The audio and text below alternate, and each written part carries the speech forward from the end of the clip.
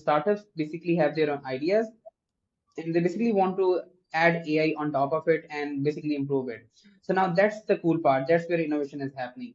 But right now, a lot of businesses or enterprises just want to ride the hype train and just want to integrate AI just so they can say that their solution is AI powered. And their solutions are already awesome, but AI is not the solution for everything. If your product is not related to AI, you do not have to integrate AI into it.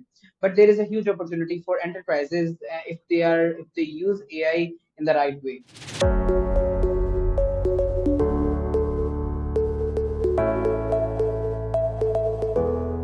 Welcome to another amazing episode of the Tech Business Roundtable podcast, brought to you by Equa.tech, the leader in digital marketing for tech companies. We want to first take a moment to thank you for sharing this podcast with your friends and on social media and helping us grow week after week. Meet our host of today's TBR episode, Ryan Davies.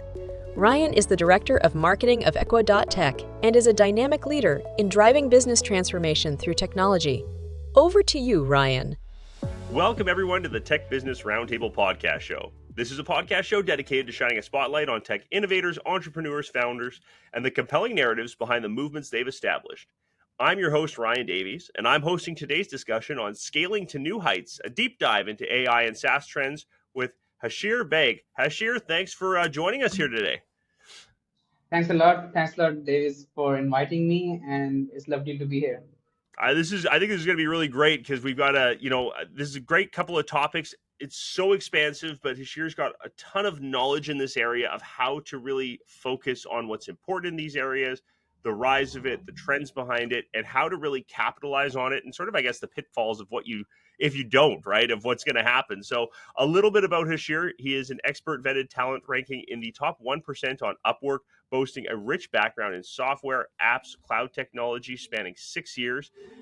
His hands-on experience encompasses everything from mobile app development with numerous apps featured on the App Store and the Play Store, web apps, website development for everything from startups to enterprises, certification as an AWS cloud specialist, working with enterprises and corporations to enhance processes through automation, cloud infrastructure deployment, and internal tools development, having flourished as a freelancer. Hashir envisioned and established Ripeseed in 2021, and today the company boasts a team of 28 highly talented individuals. In the past 2 years, Hashir and the agency have earned the top-rated plus and expert-vetted badges, and the latter is only visible to enterprise accounts, it attests to the agency's credibility.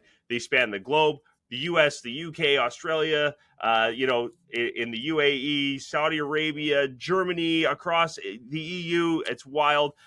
This is a guy who's really passionate about tech discussions and really about consultancy sessions and, free consultancy sessions. So that is perfect for our audience here to go through to investigate, whether an idea or estimating time and cost of efforts is worth it for you. He's eager to share his insights today. Hashir, we can't thank you enough for being here. And maybe to kick things off, I'll get you to fill in any gaps that I may have missed there on the intro, but also provide a brief overview for our audience on Ripeseed and your role as the founder there. Well, first of all, thanks a lot for the comprehensive introduction. I was not aware of that much comprehensive introduction about myself as well. So thanks a lot for that. Thanks a lot. So now just to start as for my introduction, like basically I am a tech founder. I have been working independently for over 6 years, worked as a freelancer initially, and then I have been working with some companies as well in the past. I have done some full-time jobs, but later on, my goal since the time I was freelancing was to start something of my own, some services company basically, some consultancy firm basically, because I'm more of a tech savvy guy. Like I like working with all of different technologies. I do not like to be any kind of technology specific, any niche specific. So I like to do mobile development, web development. I have certification in cloud as well as you mentioned. So I like to get my hands dirty in all kind of stuff. So back in 2021, like I was doing a full-time job in a remote company, an awesome one. So now after that company, I was thinking like I was still doing the job and I was thinking of starting something of my own. So I went to this co-working space and started just reaching out to some potential clients on Upwork and started reaching out to them for different projects. And that's how we started. In a month or two of starting Ripe Seed, the team started building, and we were initially like four people. Like I'm the solo founder, but then we had three more people. We were four people, then one more. We were five. Then we expanded to a different office from a co-working space, and we expanded to like 6 to 7 people in that office. And then this is our third office, which is a physical space here in Lahore, Pakistan, and we are operating from here. A team of 28 people. We have sales team, we have client success team, we have team of developers, designers, and we are basically serving clients in, like, right now our specialty has become SaaS development. So we basically develop SaaS products, custom SaaS products for our clients, mostly non-tech founders, or sometimes if we are working with uh, some enterprises, there are tech representatives of their own as well. So we work in collaboration with them. That's just a brief overview. Perfect. That's great. And you'd mentioned, before we were on the air here and talking, was you've really been focusing very heavily, especially over the last year, with the rise of Chat GPT, Oh yeah. the rise of AI, and how organizations can better take advantage of that. We've seen a significant use of that, obviously, in mainstream, in all walks of businesses, in various industries, but maybe you could talk a little bit to our audience about how you see the technology Sure. evolving, and Sure. particularly in this, like in that SaaS space and in the context of tech businesses. Sure. So this one's the fun story. So like I won't say we planned for it. Like back in December when ChatGPT just came out, a client came up to us, and he had some idea for a Chrome extension. He wanted to build that Chrome extension, and we had no prior experience to building AI based products. So, but that idea seemed doable, and we agreed to working on that idea. So we worked with him on that idea for about a month, and that client, that person, and the one who came up with the idea, he was a genius person. Like we built that idea for him. He was so excellent at the marketing of it that he was able to generate actual paying customers. He marketed it so well that he had paying customers within 1 month of the launch of that idea. So that was kind of like the first time that we built a chat gpt, a generative AI based product for a client. So that is when things started taking off for us from generative AI perspective.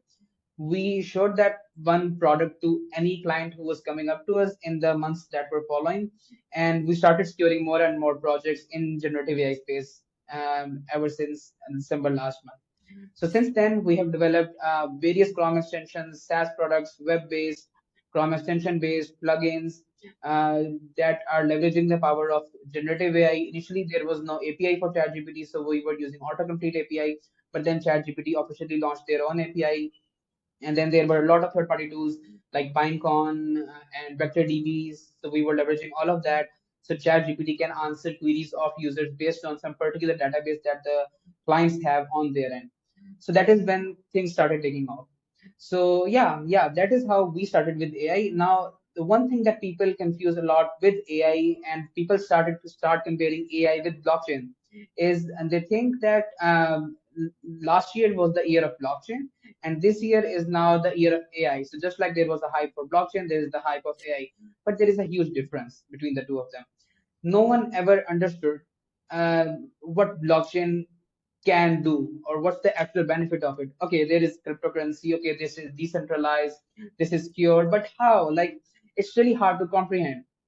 But right now with ChatGPT, everyone and their grandma is using ChatGPT right now, right? So people, you don't have to explain to anyone what chat gpt is. They just know, okay, I will ask some question and it will just magically answer me what the question is.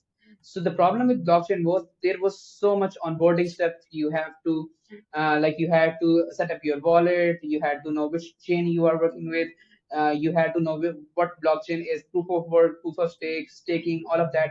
Those were all complex terms. With chat gpt and with generative AI, it's simple. You ask a question, it returns a result. Simple as that. So obviously, right now it's a hype cycle, but it's not like blockchain. It's here to stay.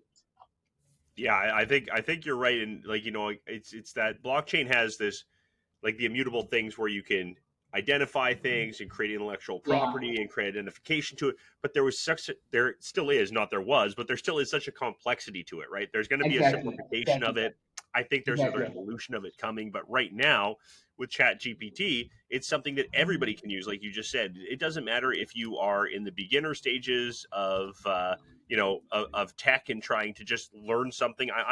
I'm fairly convinced that like my parents who don't know how to work a remote control sometimes still, they could work Chat GTP by going just Exactly. just Exactly. just go put a question in here and it'll answer it for you guys. Like it's that simple and that easy to use. So this mainstream adoption has happened.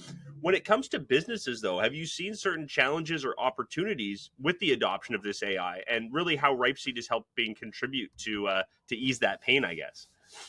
Yeah, yeah. So, like there are two kind of businesses. First of them are startups. So the startups basically have their own ideas, and they basically want to add AI on top of it and basically improve it. So now that's the cool part. That's where innovation is happening. But right now, a lot of businesses or enterprises just want to ride the hype train and just want to integrate AI just so they can say that their solution is AI powered. And their solutions are already awesome, but AI is not the solution for everything. If your product is not related to AI, you do not have to integrate AI into it. But there is a huge opportunity for enterprises if they use AI in the right way. But they have to change the whole like dynamic that they are currently managing their processes with. So basically, if they have a system like, let's say Salesforce or some big corporate, for example, now they have this huge tools, they have a huge customer base and corporate customer base. Now it's really hard to navigate these complex tools. Let's say Salesforce or any healthcare tool or any managerial tool. It's really hard to navigate that. Now, if anyone can integrate AI into these tools in the right way, it will be like it can reduce the support team time a lot. Like you can just ask that question to that AI that where this functionality is in the whole tool, and the bot and the like AI can give you the exact link and give you the exact number of steps you need to perform to reach your desired goal. You can just tell the AI about your goal, that let's say you want to manage a list of 1000 employees and manage their invoices and want to get the results of the tax issues that happened in last month's invoices. So you can just ask that query and feed all of your enterprise data to that bot, and it should be able to, with a bit of fine tuning, it should be able to just calculate that and return a good response to you in a short amount of time. So yeah, that is where there is a huge opportunity for enterprises to integrate AI into their own current existing applications and solutions.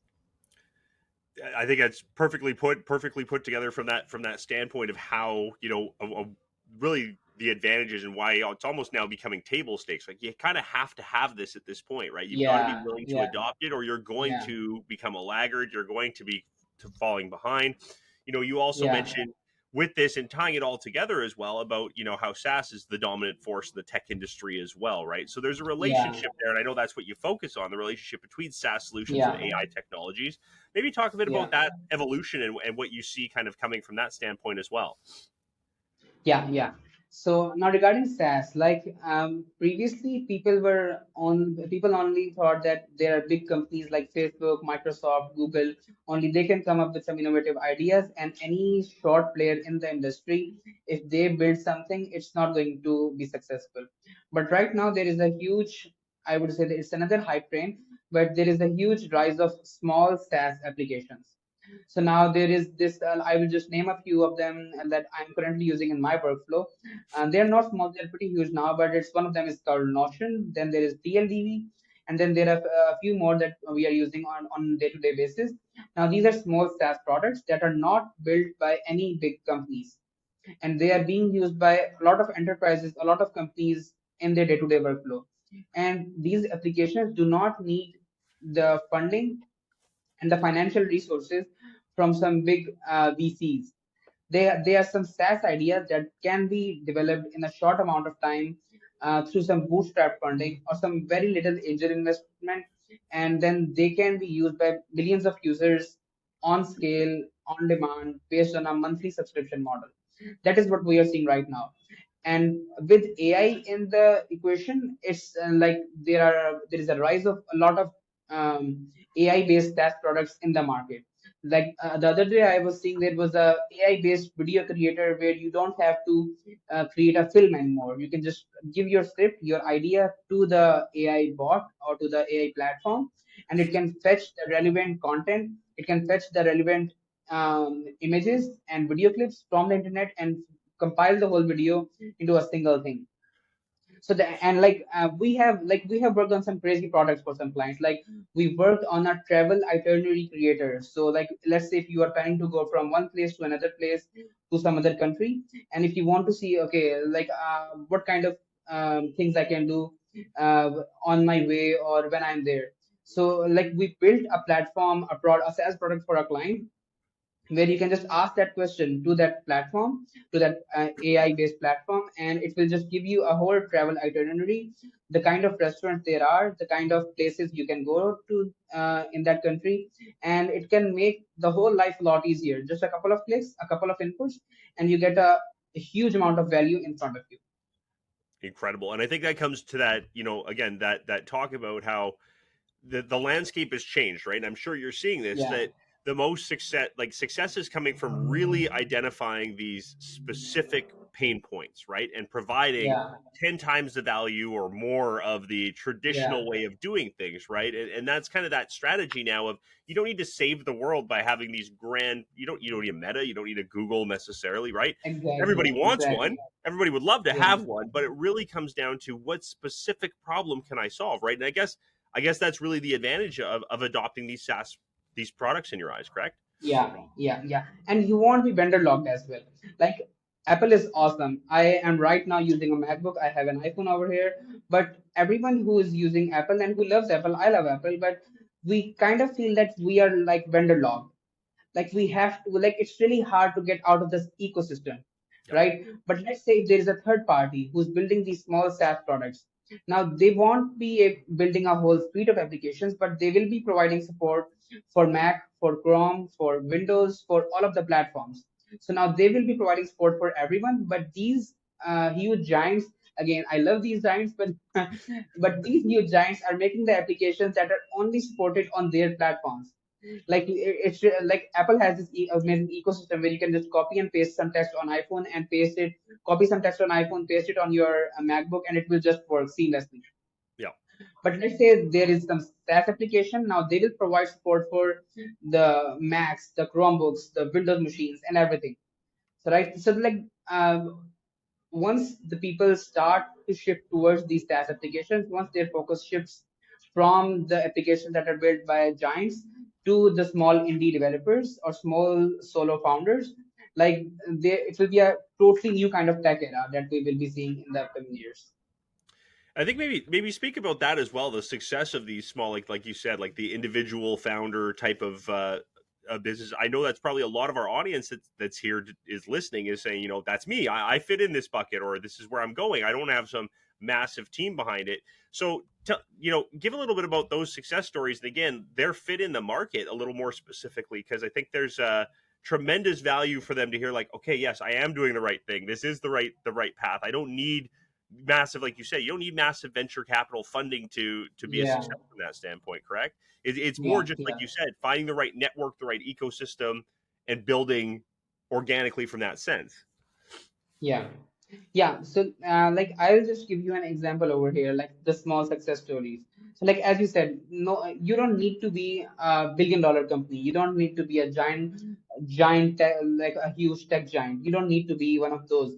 But you can still be successful. You can still run a small, successful, very much profitable SaaS company or a small company. And you don't even need to be technically sound. Like most of our clients, they are not tech founders. Like they are not developers or engineers by themselves.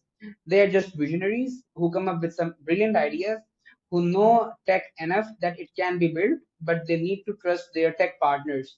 So they can build, they can take the right decisions, they can take the decisions that are necessary to make that product a reality. It takes time, but these products, development of these products is possible. So we had one of our client, his existing business was, let's say, optimizing some business profiles. So I won't go into details to avoid releasing any kind of IP, but yeah, just to give you some high level overview, it was optimization of business profiles. That was his whole business.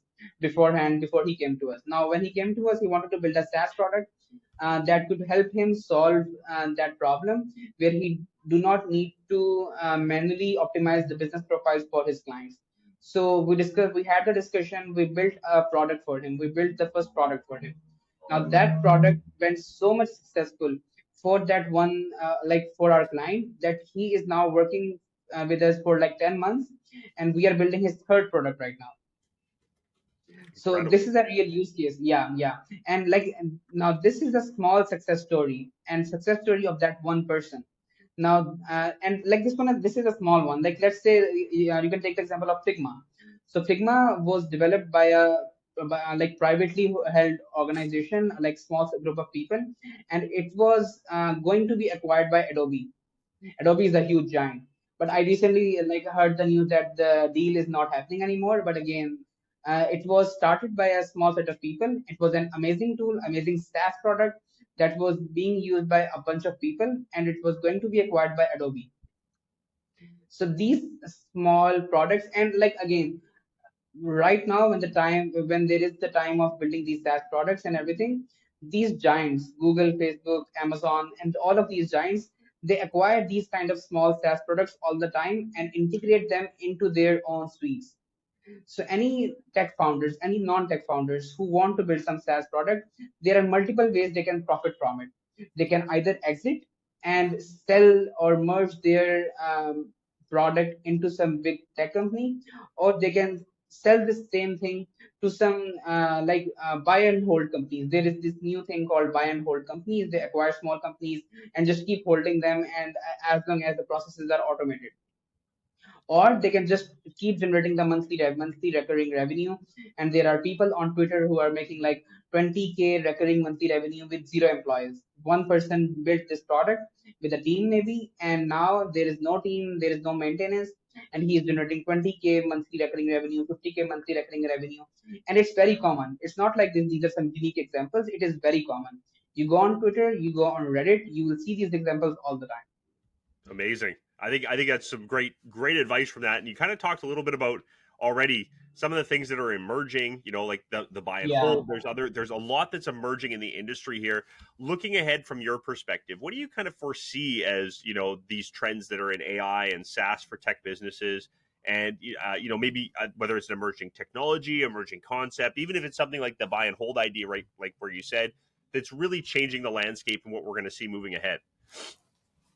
Yeah, like so with the AI, like right now AI is just on the like the part that AI has mastered is the text prompting, right? You give some text prompt, it generates a like description, it generates some kind of audio or video or image. But Google recently released a video showing multimodal capabilities of Bard. Now that video was not entirely true. Like there were some edits in that video, and it was basically prompting, but it was shown as multimodal functionality. But that has not happened now, but it is something that is going to happen very soon. Like there was a guy on YouTube, and he showed that functionality happening. Like he made that functionality with OpenAI's API. The response was a lot slower. Like you have to wait like a few seconds for the AI model to like see what you are doing with your hands, and then to see then to see how to respond to that action. But it's going to happen. So the next year, again, this year was the year of AI. Like if and a lot of people went to JITEX, and the JITEX title was Year of AI, the next year might again be the year of AI. Like a lot of technologies came in the past few years. There was blockchain, there was AR, there was VR. AI has been in the game for a long time, but it was chat GPT, it was generative AI capabilities that make this rocket just took off. So the next year, again, I think it's going to be again the year of AI. Yeah, I think you're absolutely right. Like we're really just scratching the surface as to where this is going to go. Yeah. Like you said, right? This is just amazing. You already touched on some amazing things that are out there and tools and things that businesses can kind of put into their into their their suite of products, into their suite that they're doing to be able to enhance business processes, enhance the customer experience, or also for tech founders to go, here's a gap that I can spin something up and get in here and create that for somebody, and Yeah. really, like you said, and become almost that serial SaaS entrepreneur of let's go again, find the next one, and bring these things to the future. With that, as we're kind of closing up and ramping up here, I would like to just sort of get your final thoughts, insights. You mentioned, you do a lot of consultation for new startups in these spaces. What advice do you have when it comes to sort of this space, and for those who are really keen on leveraging AI and SaaS technologies or getting involved into this space? Yeah, so like this is one thing that I am learning these days as well, and this is what I will advise to everyone is like there is huge opportunity, but just make sure whenever someone is trying to build some new SaaS product, just try to validate that idea on a small set of users. Try to build your product for a small audience instead of for the whole world. Like you are not going to be able to market your product to the whole world. Try to come up with some idea, like try to and like get it developed, get it built with from someone you trust, and then once that's done, just keep working on the iterations. Just keep your mind open for the changes and advancements in the AI. Like the first project that we did, there was no API of ChatGPT itself, but the client agreed to use a lower level API, which was test completion API, and he launched the product with that API, and his product was successful. And then later on, we were able to integrate ChatGPT's API when the API came in. So there is you can improve later on. Just launch today.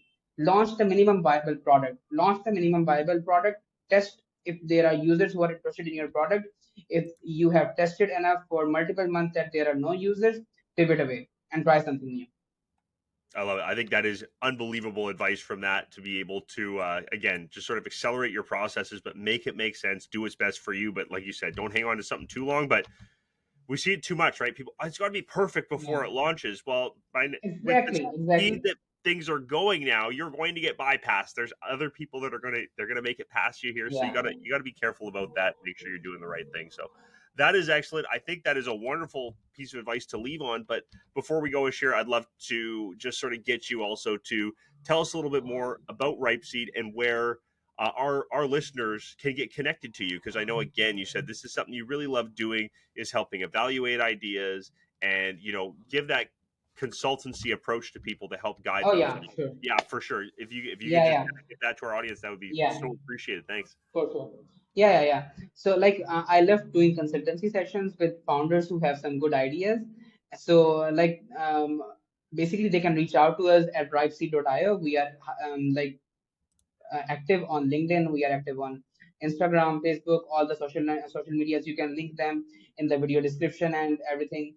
And the website is ripeseed.io. They can reach out to us for consultancy. My LinkedIn is available with the name of Hashir Beg. They can DM me directly. Just mention that you have listened to this podcast, and I will be happy to get on a call with you to consult with you on your idea, to just help you see if it is worth investing in your idea or not, right? Like we have worked on tens of products in the past year on AI, the AI based SaaS products. And just by looking at some idea, we can tell you, okay, like you don't even have to get this developed like with us, like choose someone else maybe.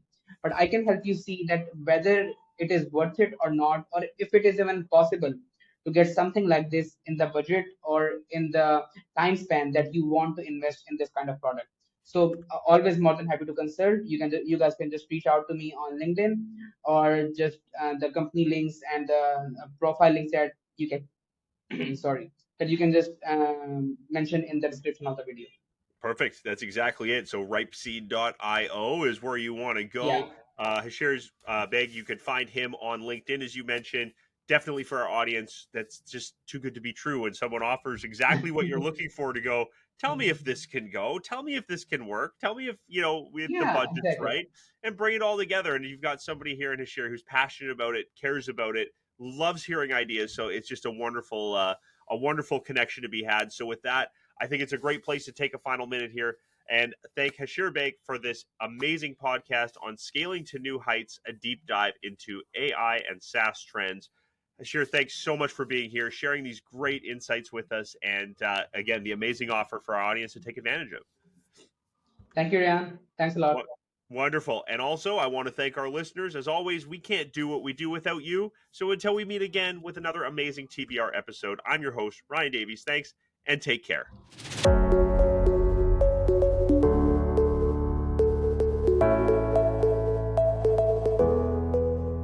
Thank you, Ryan, for this amazing episode.